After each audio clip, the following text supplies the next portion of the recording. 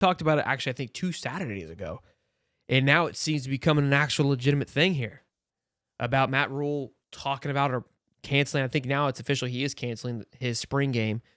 And we had our thoughts and opinions about it. And I think, you made a good point of like, if the whole point of canceling the spring game was so they could avoid tampering, that was kind of the baseline of it. It's like, look, if you really think that one game is going to create,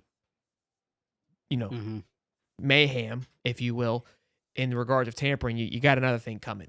And Napier he's already kind of came out and stood on his line with it, saying, look, you pick your poison. You either learn how to manage that as a coach, or you deal with a pissed off fan base. And I think he's not in a place to have a pissed off fan base, so I don't think he's going to make any moves. But Sarkis and Steve Sark, and look, I think, this what it irritates me is that you're not embodying the SEC mindset where it means more. Him and Lincoln Riley both have come out alongside Matt Rule. I expect that from Matt Rule. I expect that from Lincoln Riley. Bunch of bumps, right? Soft. That's fine. Go do you, Lincoln. Nobody's watching, bud. We quit watching 2 years ago. You've lost your sexiness. You've lost your lust. And Matt, the only people that are tuning in to watch Nebraska football are going to be your boy and what's his name, Dylan Raiola. Oh, and everyone already knows the secret. It's no big secret there. So I think, to me, for something like a Nebraska team, man, again, nobody's, like we talked about too, nobody was running to the remotes to go watch Nebraska spring football. But college football is good when Nebraska football is good. It's important, and I think that's, you want to keep that in. Let me read the article here on what was said. That's what really, I think, kind of provoked me to even get more, more fired up about it, because this is similar to what's going on right now with this NHL and NBA argument. It says, no, we're not gonna have a spring game, Texas coach Sark said to Kay Adams on the Up and Adams show Thursday. College football is changing right now. We need to do a great job of coaches of adapting. Sark said in the past 2 years, Texas had played 30 games and had 25 players invited to the NFL Combine. He said that wear and tear and the turnover, with 21 mid-year recruits arriving recently, meant it was time to think differently. Normally, you play your last game and you have a bowl game, 30 days off. Texas, we went last game at Texas A&M, then the SEC Championship, home game, quarterfinal, and semifinal. The reality is we played 4 extra games. In my mind, it was, hey, guys, we got to reimagine what the spring looks like. This is, again, that what's the NBA saying is like, hey, we play a lot. We make the most money. We should get to sit out and not have to worry about doing what others are doing. That makes zero sense. You're still practicing. You're still playing this. You're not going to have a spring game at all. Like, what the spring game, in my opinion, I kind of get what he's saying, is that we've extended the regular season a little bit. But we're talking a 4-month swing. So this spring game in April has nothing to do with... You're talking a whole new team. Yeah. They're not and look, I think you said it on the show last time, and Billy said it. It's like, look, there's a lot of great things. Not only do the fans enjoy it, it's a place for us to kind of look. It's a practice rep for us as fans to get through the tailgate, where we're going to park, how we're going to be rock and roll this season in the swamp, doing those things. I joke, but we like to get our rep in. And then of course you got new guys coming in. It you buy BetUS, been powering us all season long. Right now, if you go to betus.com, use the code YouTube150, you get back 150% on your first deposit, then $125 on your next two for up to $2,000 deposit. Get in on the action right now. Obviously, March Madness is coming up. This next 2 weeks will be fun to get in on the action with Florida Gators basketball. Betting on them, put your money on them.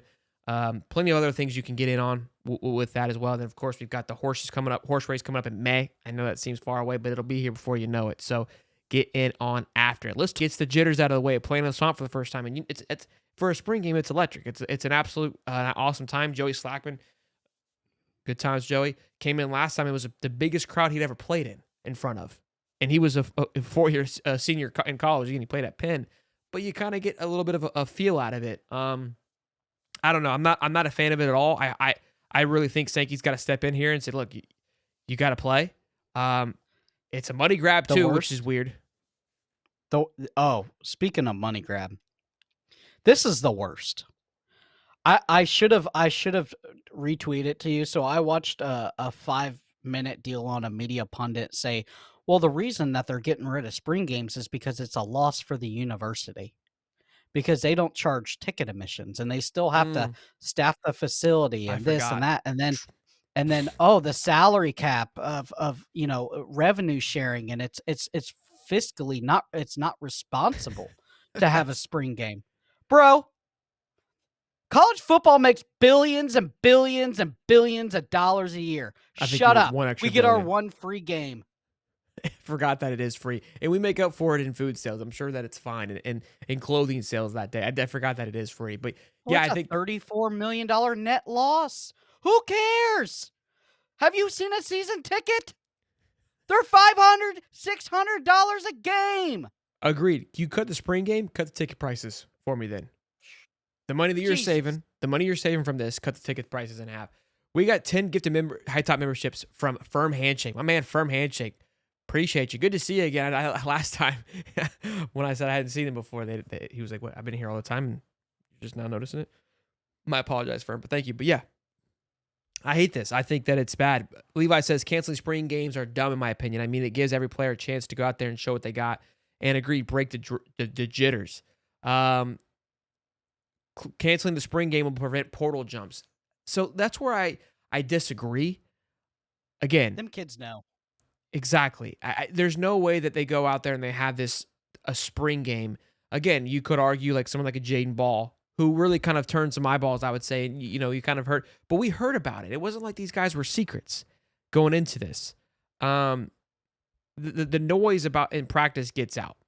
Now, there was an article talking about just kind of how a lot of these new recruits coming in this year, Bryce Underwood, Keelan Russell, some of the edge guys that were showing out, really turning some heads. And we've talked about it before too. I said, look, I think the line between the number one recruit in the country to the 200th recruit in the country is getting like this. It's getting thinner and thinner, right? The margin of error, just because of the technology and what's going into it. And we were talking about it today. I went to a baseball game. The mindset of these parents and these kids is shifting dramatically because you have an opportunity in a much wider branch now to make money at a sooner rate. Before you were just going for, 32 teams and, a much smaller percentage to kind of make it. That has expanded by the numbers. I can't even think of how much it's expanded, like 10 times because of how many, D1 teams there are. I mean, you've got just 16 teams alone in the SEC. There's 32 just between those two. Then you got obviously the ACC, and then of course the Big 12, and even smaller schools those guys are still racking it in. So you've went from just 30 teams where you can make money to almost 100 teams now where you have an opportunity to kind of cash in on an NIL deal. So the investment that's going into this, to these kids and what they're doing with just the amount of camps that there are, the elevation of these guys and how good these freshmen are coming in, it's going to be, the game's getting faster and it's becoming a little more insane. I think where we will see a drop off is, I would say, the mental development, which we've talked about that, because a lot of these quarterbacks they've got the skill and they've got the ability to get it done. They look the part very soon, very quickly, but up here still takes time. You still need the years under your belt to get over that hump. And so that's where I think there's a little bit of a drop off from college to NFL at the moment. But yeah, I hate it. It's one of those things where I feel like as fans, this game that we've known and loved for quite some time has changed dramatically over the last couple of years. And I would say I've been, even the NFL has preseason. yeah. And then look, they dwindled it, right? They changed it a little bit with the extension of adding a game. But I think where the difference from my thought process with the preseason was, you could just do one and be done with it. You're playing 3 and 4 games and it gets to the point where it's like, okay, nobody cares.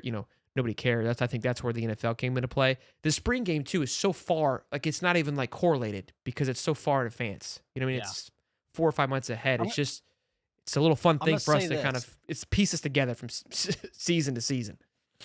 Boy, you come out on a 3 or 4 game skid and you didn't play the spring game, watch out, because the media jackals are going to be after you like a hungry dog after a chicken bone. That's a good point. I mean, now the other flip flop is if they do come out hot, it's going to be like because nobody had any touches on. I hope the teams that sit out get tampered the hell out of. I hope they get absolutely worked because of this. Well, you think about this. You have 2 young quarterbacks out of the two. Actually, I don't even know who USC's quarterback is going to be, but you have 2 young quarterbacks in Arch Manning that needs playing time, and Dylan Raiola. You need that practice That rep. You needs need that feeling. Yeah. need the practice rep, and then the guy behind him. Those guys can go out any second. All it takes is a false step on a bad turf somewhere in Jacksonville, and You're hurting. It also shows too because I think of a team like Colorado, right, where Mhm. their last 2 years spring game was massive, sold out, quote unquote sold out.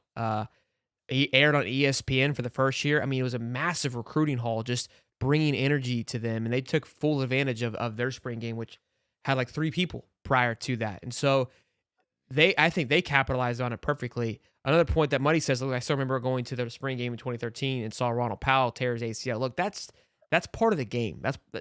They're still going to play that day. Yeah, It's not like they're not yeah. playing. It's just maybe the way that it's played. They still do these these scrimmages like these. That's not changing. So Don't I don't think them playing in front of someone, not playing in front of somebody.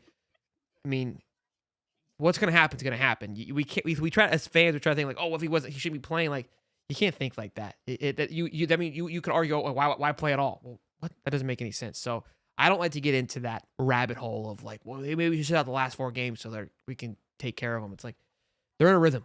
Play the game.